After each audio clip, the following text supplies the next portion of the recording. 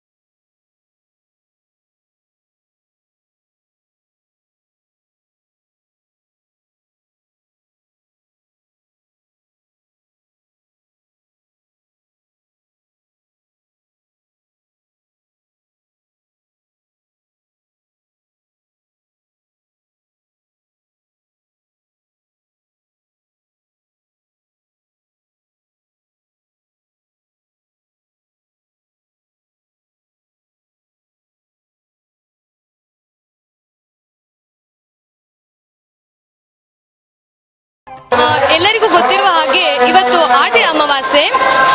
ಸುಮಾರು ಬೆಳಗ್ಗೆ 3 ಗಂಟೆಯಿಂದಲೇ ಸಮುದ್ರ ಸ್ನಾನ ಮಾಡಿ ದೇವರ ದರ್ಶನ ಮಾಡಿ ದೇವರ ಕೃಪೆಗೆ ಪಾತ್ರರಾಗುವುದು ವಾಡಿಕೆ. ಈ ಕ್ಷೇತ್ರದ ಮಹಿಮೆ ಎಷ್ಟಿದೆ ಅಂತ ಹೇಳಿದ್ರೆ, ಕೇವಲ ಈ ಜಾತ್ರೆಗೆ ನಮ್ಮೂರಿನವರು ಮಾತ್ರ ಅಲ್ಲ, ಸುತ್ತಮುತ್ತ ಎಲ್ಲಾ ಊರಿನವರು ಸಹ ಬೆಳಗ್ಗೆಯಿಂದ ಸಂಜೆವರೆಗೆ ಬಂದು ದೇವರ ಕೃಪೆಗೆ ಪಾತ್ರರಾಗ್ತಾರೆ. ಹಾಗೆ ನಾವು ಸಹ ಅಷ್ಟೇ, ಕಾಲೇಜ್ ಇರಲಿ ಏನೇ ಇರಲಿ, ಎಷ್ಟೇ ಬ್ಯುಸಿ ಆಗಿದ್ರು ಸಹ ನಾವು ಈ ದಿವಸ ಇಲ್ಲಿ ಈ ಕ್ಷೇತ್ರಕ್ಕೆ ಬಂದು ದೇವರ ಕೃಪೆಗೆ ಪಾತ್ರರಾಗ್ತೇವೆ. ಹಾಗಾಗಿ ಈ ದೇವರ ಮಹಿಮೆ ಕೂಡ ಅಷ್ಟಿದೆ ಅಂತ ಹೇಳಲಿಕ್ಕೆ ಇಷ್ಟಪಡ್ತೇನೆ.